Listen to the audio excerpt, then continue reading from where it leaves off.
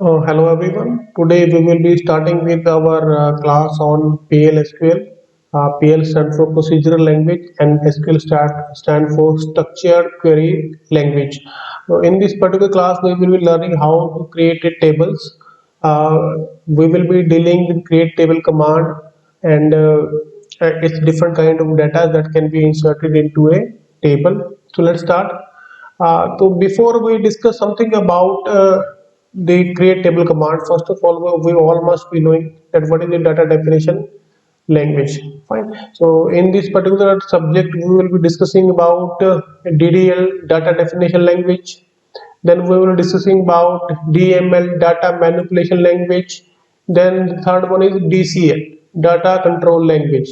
So as this chapter is more about data definition language, because the create table command that we are going to study falls into the category of DDL. So यहाँ पे हमने data definition language की definition लिखी है. So all of you must be knowing about that. So let's study the definition of DDL. A data definition language is a computer language that used to create and modify. Now the main thing is create and modify the structure of database objects in a database. ठीक है. जिस language को हम use करेंगे नए database बनाने के लिए और एग्जिस्टिंग जो मेरे पास स्ट्रक्चर्स अवेलेबल हैं उनको मॉडिफाई करने के लिए जिस लैंग्वेज को हम यूज करते हैं उसे बोलते हैं data definition language. Fine. Usually हमारे डाटाबेस है उसके अंदर हमारे पास व्यूज होते हैं, स्कीमास, टेबल, इंडेक्सेस एक्सेट्रा, बहुत सारी चीजें मेरे पास डाटाबेस के अंदर होती हैं. सो whenever we are creating these kind of objects or modifying them, then it means we are using data definition language. कई बुक के अंदर सेम चीज को डीडीएल को डाटा डिस्क्रिप्शन लैंग्वेज भी बोला जाता है. सो अगर क्वेश्चन आता है कि what is data description language, तो आंसर इज सेम.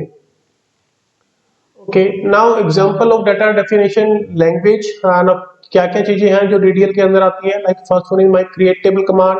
ठीक है. All statements beginning with create, जो भी मेरे पास स्टेटमेंट्स है एसक्यूएल के अंदर जो क्रिएट से स्टार्ट होती है, they will all be the part of data definition language. Then is alter table. Fine. Alter command जिसके थ्रू हम alter meaning to make some appropriate changes into an object or a structure.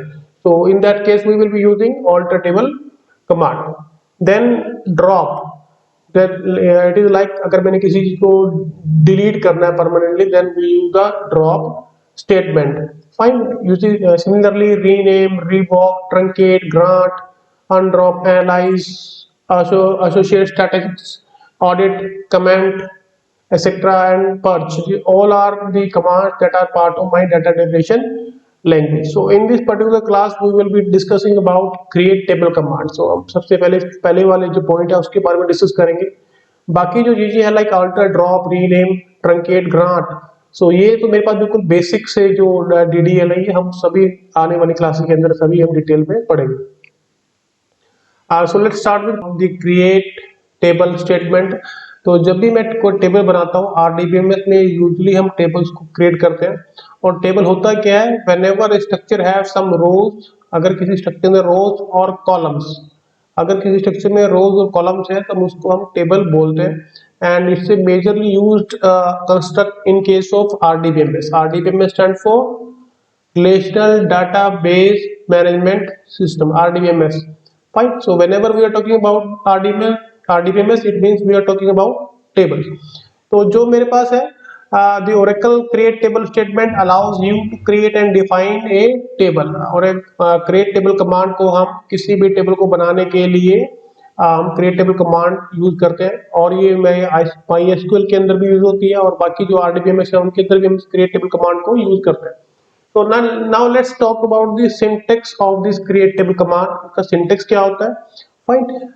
तो सबसे पहले आएगा create table. ठीक है. This is the keyword जो हमने यूज करना है. The next thing is table name. Table का हमें नाम देना है. ये नाम आपकी मर्जी का होगा जो भी आप यूज करना चाहते हो. ठीक है जी. Then is column 1. Fine. Column 1 जो आपने लेना है. Then is data type. उसकी डाटा टाइप क्या है. There is not null, null और नॉट नल. इनमें से हम एक वैल्यू को यूज करेंगे, या तो नल को या नॉट नल को. ना नॉट नल का मीनिंग क्या है, मैं अगर मैंने नॉट नल किसी भी कॉलम को बना दिया, सो इसका मतलब ये है कि हम उस वाले पर्टिकुलर कॉलम को खाली नहीं छोड़ सकते। For every row there must be some values in that particular row, fine, और सेल। अगर मैं किसी चीज को नल बना रहा था, make something null, so it means हम किसी पर्टिकुलर उस वैल्यू को वहां पे खाली छोड़ सकते हैं, ठीक है। और जो नल होता है it is not equal to zero, हम इसको जीरो से कभी कंपेयर नहीं कर सकते, ना ही स्पेस से कर सकते हैं, it's special value null. Then we can use column two. हम कॉलम टू जितने भी कॉलम्स मैंने बनाने हैं डीबीएमएस के अंदर, ठीक है, और फिर टेबल के अंदर स्पेशली, तो I can have multiple columns there, like column two, then again data type वो नॉट नल है या नॉट नल है, similarly column N, then data type null है या not null, okay. In create table command we have what are the parameters और argument, क्या क्या चीजें हम यूज करते हैं। First one is the table name, ठीक है, table name is the argument, it says the name of the table that you wish to create. Then there are columns, मैं कितने भी columns में particular table के अंदर में बना सकता हूँ, ठीक है। the column that you wish to create in a table, each column must have a data type, each column must have a data type, हर एक column की data type मेरे पास होनी चाहिए, वो integer है, number है, character है, ठीक है। तो the data type is compulsory to mention, ठीक है। Then is the column should be either be defined as null और नॉट नल, हमें ये बताना पड़ता है कि हम इस पर्टिकुलर जो मेरे पास कॉलम है इसकी वैल्यूज को हम खाली छोड़ सकते हैं या नहीं छोड़ सकते हैं। अगर वो नॉट नल है तो इसका मतलब उसकी वैल्यू खाली नहीं छोड़ सकते, अगर नल है तो हम उसको वहां पे खाली, और यू कैन से ब्लैंक वहां पे छोड़ सकते, ठीक है। यही स्टेटमेंट हमने यहाँ पे राइट डाउन की। There is example for create table statement, हम बनाते कैसे हैं। सपोज हमने यहाँ पे एक टेबल बनाई है कस्टमर, सो हमने कीवर्ड किया है create table customer, then customer ID, ठीक है, this is my column name, fine. Then is a number, it is a data type, ये नंबर टाइप का है, यहाँ पे न्यूमेरिक वैल्यूज आनी है। Then third thing is not null, means this field can not be left blank, इसको हम field को हम खाली नहीं छोड़ सकते हैं। There is customer name, it is varchar to 50, 50 is the length of the string, ठीक है, जो नाम जो मैक्सिमम हो सकता है कस्टमर का वो 50 कैरेक्टर्स तक लॉन्ग हो सकता है, ठीक है। और यहाँ पे var जो डाटा टाइप है जो कि कैरेक्टर टाइप की होती है, हमने उसको यूज किया है, और ये भी मेरे पास क्या है, नॉट नल है, हम इसको भी खाली नहीं छोड़ सकते हैं, ठीक है। Then is a city, city is again एक the name of the column, then is the data type, then 50, fine, then it is 50, 50 is again the length of the string, but by default it is हमने यहाँ पे not null नहीं लिखा है, तो it implies that it can be left as null, हम इसकी कुछ वैल्यूज को खाली यहाँ पे छोड़ सकते हैं, ठीक है। तो जब भी आपकी टेबल बन जाएगी, so it will look like this, first thing है that will be your customer ID, ठीक है। जो नेक्स्ट कॉलम बनेगा आपका that will be customer name, जो लास्ट ये बनेगा that will be your city, ठीक है। तो this is how your table will look like. इसके बाद हमने इसके अंदर वैल्यू डालनी है, फाइन। वैल्यू डालने के लिए we have to use insert table command, insert into table, insert into table values, fine. This is the command that we have to use for creating a, for inserting a values into a particular table, fine। Then we will discuss about our next example, that is create table। एक example और लिखा है वहां पे, तो हम उसको discuss करेंगे। अब यहाँ पे जो हमने जो टेबल बनाई है इट्स नेम इज कस्टमर, ये थोड़ा सा अलग है, इट्स नेम इज कस्टमर, ठीक है जी। और यहाँ पे हमने क्या किया है,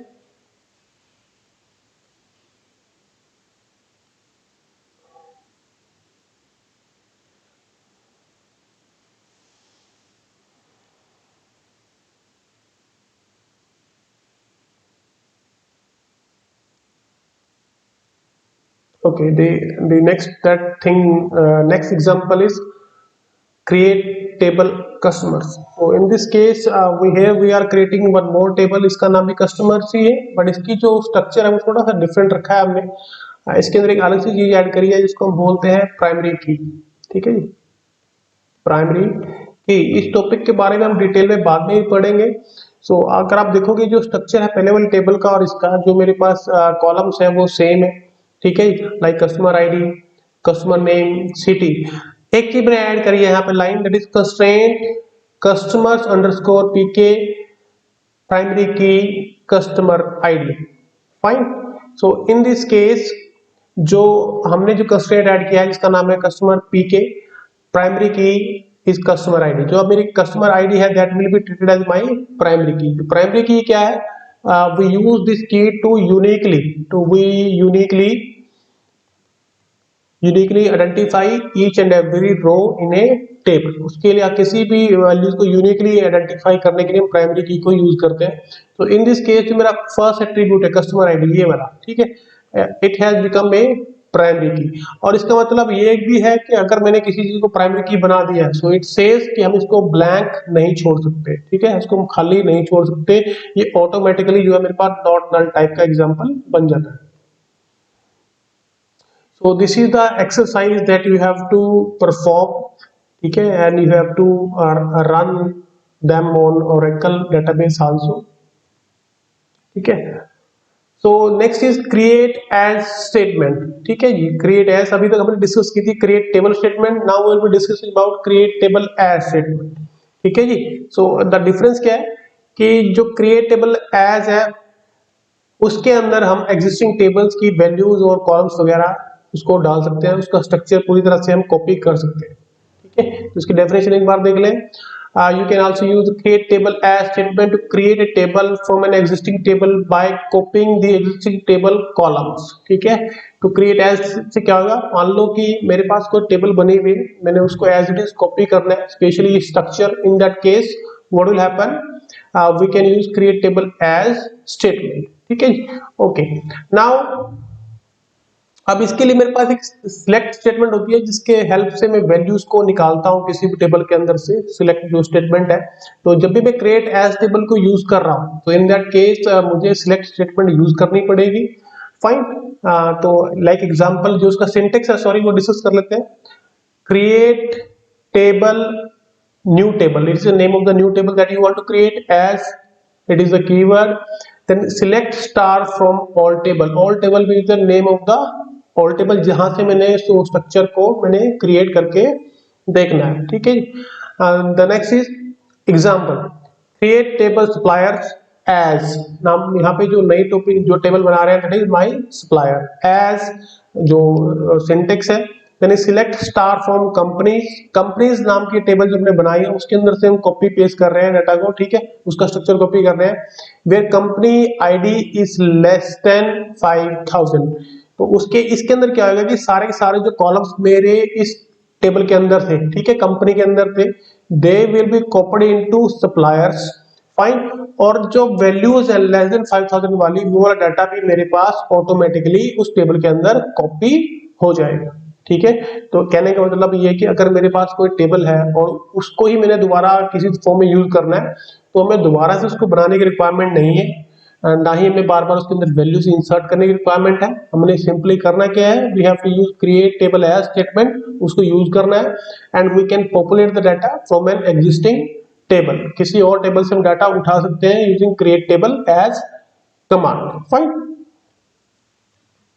okay, now in this particular case अभी जो मैंने एग्जांपल किया था उसके अंदर क्या था कि मैंने जब क्रिएट टेबल एज यूज किया, फाइन, तो उसके अंदर क्या था, मेरे सारे columns, all the columns were copied into the new table. But अगर मैं चाहता हूं कि मुझे सिर्फ सिलेक्टेड कॉलम ही चाहिए, only I want few columns from a given table, then I can select the columns also. मैं पर्टिकुलर कॉलम ही सिलेक्ट करूंगा, बाकी डाटा को मैं डिस्टर्ब नहीं करूंगा। तो इसका जो सिंटेक्स है हमने यहाँ पे लिखा है, fine, it simply says create table, नया टेबल का नाम, as is a keyword, select column 1, column 2 and column n from old table। बाकी जिस टेबल से मैं डाटा उठाना है उसके कॉलम भी हमने मेंशन कर देने हैं। पिछली केस के अंदर हमने क्या किया था, यहाँ पे select स्टार यूज किया था, we were not mentioning the column। तो एग्जांपल अपने यहाँ पे लिखा है इसका, क्रिएट टेबल सप्लायर, एक सप्लायर नाम की टेबल बनाई as select। now you will see कि these are the only the columns that I want, I don't want everything from a table, I want some selected columns। now these are the column in which I am interested, fine, and I want them into my new table, तो मैंने यहाँ पे उसको mention कर दिया है। From companies table से data को उठाना है सारा। Where company ID is less than 5000, जिन भी कंपनीज की जो आईडी है 5000 से कम की है, उन सभी का डाटा इस नई टेबल, उसका नाम सप्लायर है, उसके अंदर आ जाएगा। और कॉलम कौन कौन से आएंगे उसके अंदर, जो हमने यहाँ पे मेंशन किए, ठीक है, सिर्फ वही कॉलम आएंगे। बाकी अगर उस टेबल के अंदर कुछ और भी कॉलम्स हैं तो वो मेरे इस नई टेबल के अंदर नहीं आएंगे। Okay, then create table command by copying selected columns from multiple tables. ठीक है जी, हम मल्टीपल टेबल्स के अंदर से भी एक नई टेबल बना सकते हैं। ठीक है जी, अगर मेरे पास 2 टेबल्स हैं और उनमें से कुछ डाटा निकाल के मैंने नई टेबल बनानी है तो वो भी हम यहाँ पे कर सकते हैं। उसका जो स्ट्रक्चर है वही सेम रहेगा, क्रिएट टेबल एज के लाइक क्रिएट टेबल, नया table, as select column 1, column 2, column n from all table 1, all table 2, all table n। ठीक है, हमने यहाँ पे कॉलम्स के नाम मेंशन कर देने हैं और वो कॉलम किस किस टेबल के अंदर अवेलेबल है वो भी हमने मेंशन यहाँ पे कर देना, तो डाटा ऑटोमेटिकली वहां से उठ के इस नई टेबल के अंदर आ जाएगा। तो यहाँ पे हमने एक नई टेबल बनाई है सप्लायर। ठीक है, create table supplier as select companies dot company ID. ठीक है, now companies is the name of the table. ठीक है, और उसका कॉलम कौन सा उठाना है हमने, company ID. Then companies dot address, then categories dot category type. अब जो कैटेगरी वाली जो टेबल है, ठीक है, उसके अंदर से मैंने कौन सा डाटा उठाया है, कैटेगरी टाइप का, from companies comma category. Now these are the 2 tables जहां से मैं डाटा उठाना चाहता हूं। ठीक है जी, next is where companies dot company ID is equal to category dot category ID, जहां पे ये वैल्यूज मैच हो रही है, दोनों इक्वल है, सिर्फ वही डाटा को उठाना है। And company dot company ID is less than 5000, जहां पे कंपनीज की जो आईडी है वो वैल्यू की, उसकी वैल्यू 5000 से लेस होनी चाहिए। So using this structure we can create a table from many tables. ठीक है, और हमें मेंशन करना पड़ता है कौन सी टेबल से कौन से वाला कॉलम मैंने उठाना है। लाइक इन दिस केस हमने कंपनी टेबल का अलग कॉलम उठाया है यहाँ पे। ठीक है जी, और कैटेगरी वाले टेबल से अलग तरह का कॉलम मैंने उठाया।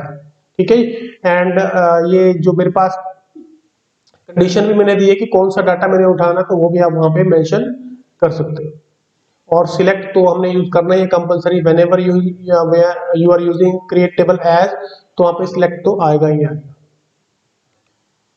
Then this is the exercise and the assignment that all of you have to complete, so please note it down. So with this, thank you.